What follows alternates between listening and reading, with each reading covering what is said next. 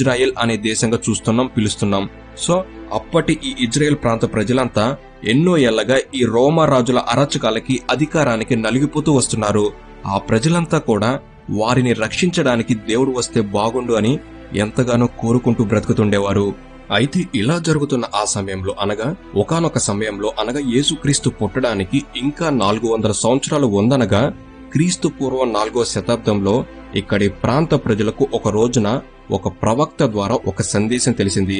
ఆ సందేశం ఏమిటంటే, ఇజ్రాయెల్ ప్రజలను శాశ్వతంగా పాలించడానికి ఒక రాజుగా దేవుడైన యెహోవా స్వయంగా తన కొడుకునే ఈ భూమి మీదకు పంపబోతున్నాడని, ఆయన ద్వారా ఈ భూమి మీద ప్రజలందరికీ కూడా పాపము నుండి విముక్తి కలుగుతుందని ఆ సందేశంలో తెలపడం జరిగింది. దాంతో ఈ సందేశం విన్న తర్వాత నుంచి ఇజ్రాయెల్ ప్రజలంతా ఎంతో సంతోషంగా బ్రతుకు మీద ఆశలను పెంచుకొని అలా ఆ రాజు గురించి ఎంతగానో ఎదురు చూడసాగారు. ఆయన వస్తేనే తప్ప ఈ రోమియా